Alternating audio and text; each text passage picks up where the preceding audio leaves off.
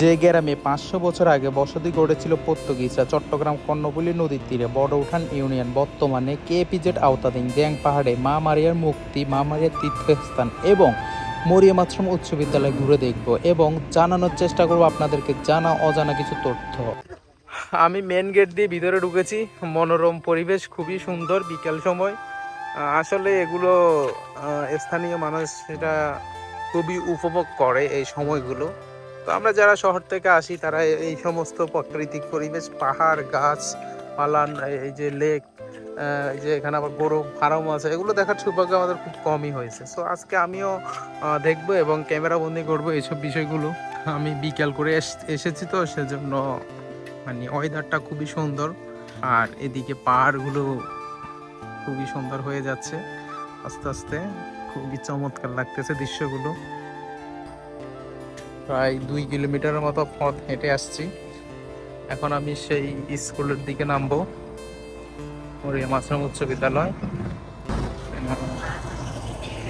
ওদিকে সোজা হয়তো কেপিজেডের ফ্যাক্টরিগুলো, আর এই যে এই রাস্তা দিয়ে নেমে যেতে হবে।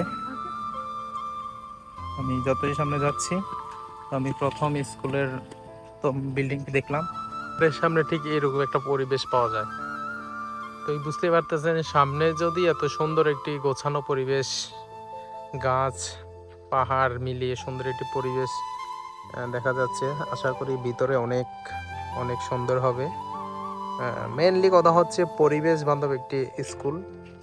যারা যারা এখানে পড়ালেখা করে তারা অবশ্যই আপনার সৌভাগ্যবান, কারণ আমরা যারা শহরে কিংবা বিভিন্ন আমাদের গ্রাম অঞ্চলে পড়ালেখা করি, এরকম পরিবেশ বান্ধব স্কুল আসলে কোথাও দেখা যায় না। আমি নিজে হলফ করে বলতে পারি, যদি হাতে গোনা কয়েকটি স্কুল বাংলাদেশে থাকে তাহলে এই মরিয়ম আশ্রম উচ্চ বিদ্যালয় হবে হয়তো প্রথম কাতারের স্কুল। মরিয়ম আশ্রম উচ্চ বিদ্যালয়, পোস্ট অফিস ফাজিলকার হাট, 4371 উপজেলা কর্ণফুলী, ডিস্ট্রিক্ট চট্টগ্রাম, বাংলাদেশ। স্কুলে হোস্টেলও আছে, যারা দূর থেকে এসে পড়ালেখা করতে পারে। ফাইনালি আমি মরিয়ম আশ্রম উচ্চ বিদ্যালয়ে এসে পৌঁছে গিয়েছি। এই স্কুলের পেছনে, পুরা পেছনে কিন্তু পাহাড়ে ঘেরা, তো পাহাড়ে ঘেরা একটি স্কুল। আচ্ছা নোবেল, এখানে কতজন স্টুডেন্ট পড়ালেখা করে জানো তুমি? এখানে 1700-এর মতো হবে। টোটাল 1700 স্টুডেন্ট এখন বর্তমানে আছে, ছেলে মেয়ে। আর এখানে হিন্দু বেশি না মুসলিম বেশি না খ্রিস্টান বেশি? মুসলিম সব থেকে বেশি, সেকেন্ডে হিন্দু আছে, আর খ্রিস্টানরা একটু কম। আচ্ছা আচ্ছা, মানে ব্রাদার প্লেবিয়ান উনি একজন এই খ্রিস্টান, উনি এই স্কুলটি স্থাপনা করেছে, মানে উনার হাত ধরেই আত্মপ্রকাশ হয়েছে। কিন্তু দেখা যাচ্ছে সব ধর্মের মানুষ এখানে পড়ালেখা করে, তার ভিতরে মুসলিম বেশি, তারপরে 3 নম্বরে আছে খ্রিস্টান। কিন্তু দেখা যাচ্ছে এখানে মানে যে আসে সেই পড়ালেখা করতে পারে, কোনো ভেদাভেদ নেই, তাই তো? না, কোনো বৈষম্য নেই এখানে। যাই হোক, প্রতিষ্ঠাতা যেই হোক, কিন্তু আপনার খুবই সুন্দরভাবে এগুলো মেনটেনেন্স করা হয়, কারণ স্কুল সবার জন্য, এখানে সবাই পড়ালেখা করতে পারবে, এটা তার অগ্রাধিকার। আমি প্রায় 2 ঘন্টা হয়ে গেছে এখানে এসেছি। 2 ঘন্টা ধরে আমি ভিডিও করতেছি।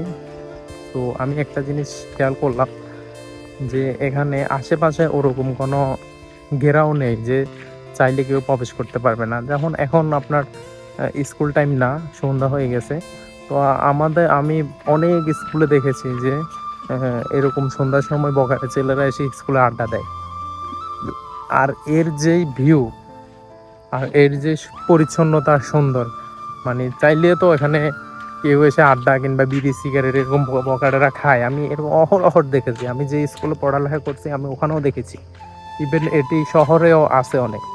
কিন্তু এই স্কুলটি সম্পূর্ণ ব্রাদাররা পরিচালনা করে।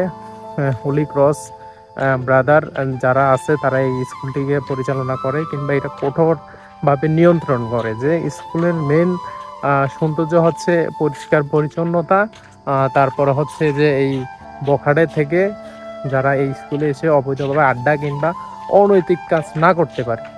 তো এই হচ্ছে স্কুলের বৈশিষ্ট্য। ব্রাদার প্লেবিয়ানের হাতে এই স্কুলের